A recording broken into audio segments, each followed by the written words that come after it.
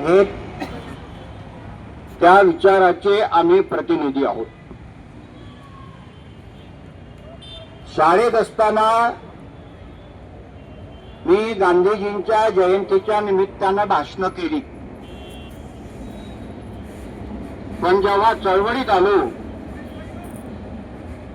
तर त्यावेळी गांधीजींच्या विषयी द्वेषच जास्त शिकलो.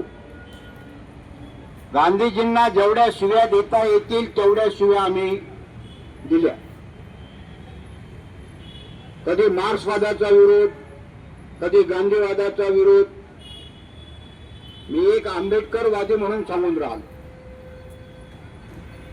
मार्क्सवादी लोकांनी आंबेडकरवादाचा, गांधीवादाचा विरोध केला. समाजवादी लोकांनी मार्क्सवादाचा विरोध केला. आज परिस्थिती बदललेली आहे. आम्ही सारेच्या सारे मानवतावादी विचाराचे लोक, परिवर्तनवादी विचाराचे लोक, जे संविधानाचं रक्षण करू इच्छितो, लोकशाहीचं रक्षण करू इच्छितो, ज्यांना हुकुमशाहीला विरोध करायचा आहे, सांप्रदायिकतेला विरोध करायचा आहे, हे मार्क्सवादी, आंबेडकरवादी, समाजवादी, गांधीवादी हे सर्वच मानवतावादी विचाराचे लोक आहेत.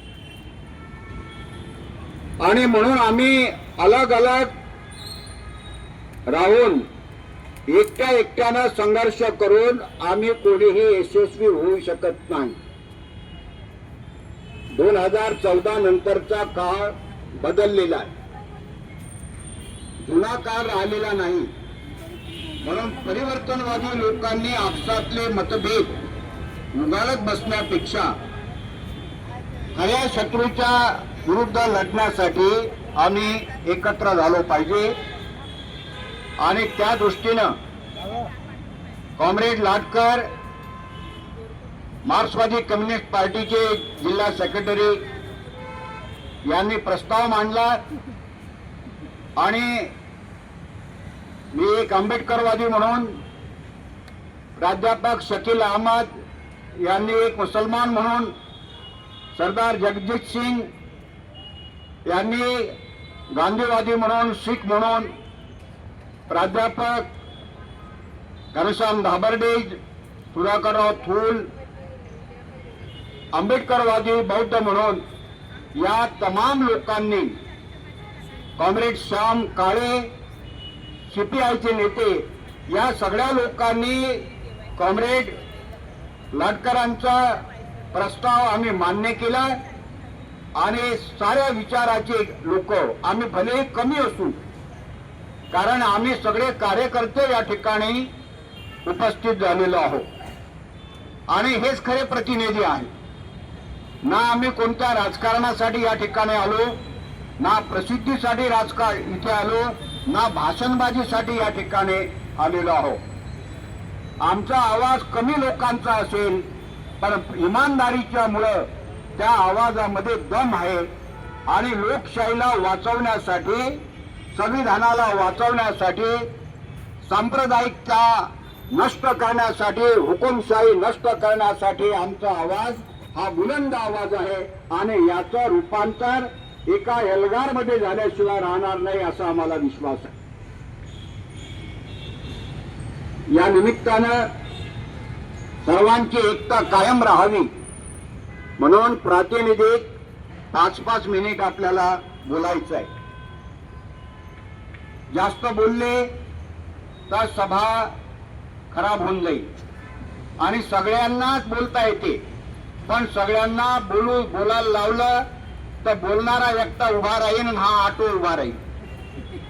बाकीचे लोक एक एक करून निघून जातील, तर तो प्रमाद होईल.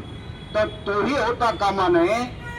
जे प्रमुख लोक आहे ते 5-5 मिनिट बोलतील. आणि ही कठीण जबाबदारी लाटकरांनी माझ्यावरती टाकली. कोणाला बोलू नाही दिलं तर त्यांनी माझं मुंडकं खलबत्त्यात ठेचायचं नाही. कोणी 5 मिनिटाच्या वर बोललं मी त्याला रोखलं तर त्यांना जन्मभर महाविरोध करायचा नाही. तर एवढी विनंती मी तुम्हाला करेल. तेव्हा आपण सुरुवातीलाच अत्यंत प्रामाणिकपणे मागच्या 24 तारखेलाही ज्यांनी भूमिका बजावली आणि आजही भूमिका बजावली, सुधाकरराव थूल गुरुजी यांना मी विनंती करतो की त्यांनी यावं आणि 5 मिनिट संबोधन करून महात्मा गांधीच्या हुतात्मा दिनी त्यांना आदरांजली व्यक्त करावी आणि लोकशाही वाचवण्याकरता, हुकुमशाहीचा विरोध करण्याकरता आपले 2 शब्द या ठिकाणी सादर करावे. महिला मंडळीपैकी दोघ्या महिलांनी बोलायचंय. आम्ही नेहमीच पाहतो की माणसं बोलतात, बायका फक्त नारे देतात. ते असं होता कामा नये. हा आमच्यातला मनुवादाचाच भाग असते, बायकांना मागे मागे ठेवण्याचा. तर महिला पण समोर आल्या पाहिजे आणि त्या पण व्यक्त झाल्या पाहिजे.